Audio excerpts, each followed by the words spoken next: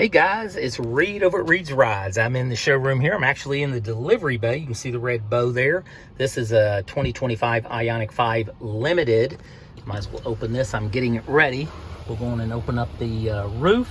And what I want to do is I'm going to go in and do some of the setup here. So I'm going to go in here under setup and I'm going to hit vehicle, driver assistance. Hope everybody's having a great day.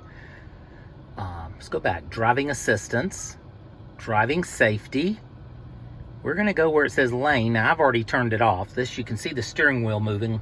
95% of my customers don't want the steering wheel pulling and moving, so we turn that off. Let's go to doors. This is real important. This is normally set up here to enable on speed. We're going to change it to enable on speed or shift. That means we put it into drive. It will automatically, shifting it, it will lock the doors. Let's go back. Automatically unlock is normally up here on enable on shift or park. We don't want the doors wide open when we're in the vehicle where someone could jump in and carjack us. Let's hit here. The reason we do that is I'm putting my foot on the brake. I took it to drive. It just locked every door. I press this button. We're at our destination. The doors stay locked. When we're ready to get out, we just open this door and you can see the purple in here. We'll get into the lighting. But there's that. Let's go back. Power lift gate, everything looks good here. That's where you see people in the commercials putting their foot under the door and under the back lift gate and shaking it and making it go up. We have a smart lift gate system that's really superior. The key gets within proximity of the back and it will beep and raise it up. Much easier, and you don't have to get on one foot. Let's go under lights. Under lights, I've already set this to 5. It's normally set to 3, but what this is I call it tap. They call it one-touch turn signals. I just touch it. I go 5. You can see the blind view monitor, which is on the limited trim. Also heads-up display. You can just tap it. So let me do this one again. I did it too hard. Just tap it up. And it'll go 5 flashes, and then it will stop. And that's great if you're on the highway or just changing lanes. You don't want to lock it down. I like that. Now, high beam assist is normally on the vehicle. I turn that off. It utilizes the camera up here. High beam, low beam. This is where it'll change. But in the city environment, you can kind of see out here, I'm in the urban city, or if you're in that type of environment, it doesn't change fast enough, to be quite honest with you.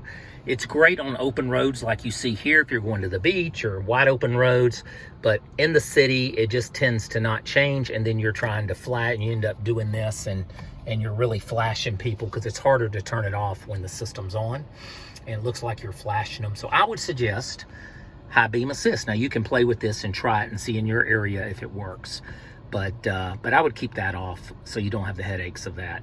Headlight delay is great, 15 seconds. Let's see, let's go over here to lights and let's go up here to ambient lighting.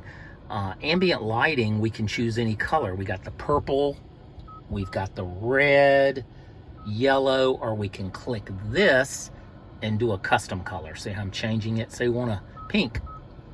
There you go, kind of a pinkish color. And it's also going to be in here. So really, really nice. I'll leave it right there for my customer, and we can change it up. But those are the main things that I set up in the vehicle. Of course, the gauge cluster I set up. Let's go to cluster heads-up display. And cluster theme selection, I did the classic. That's classic, that's modern, and that's simple. I kind of like the Mercedes look, the classic look, which I call the Mercedes look. It looks really good. And also you want to link it. Sometimes it's on A or B.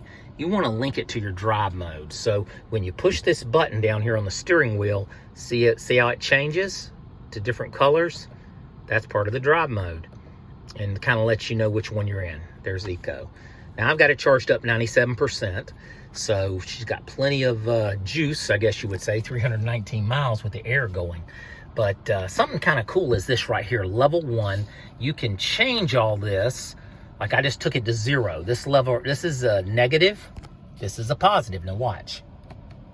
1, 2, 3. You're looking right here.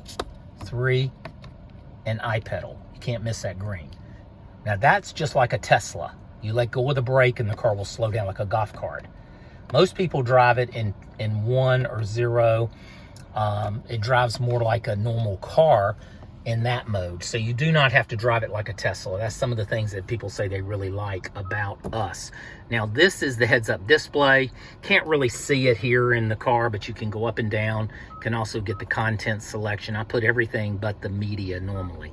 Well, listen, I just wanted to show you some of these features as I set the car up. I don't want this to go too long. You know, this is the 25, so we've got the heated seats, the ventilated seats, everything is right here. We've got the movable, this moves, and then you have the sunroof and the heads-up display and a few other things. Memory seats is down here. But I hope everybody has a wonderful day. This is Reed over at Reed's Rides. Everybody have a great Thursday, and I will see you on the next video. Take care now. Bye-bye.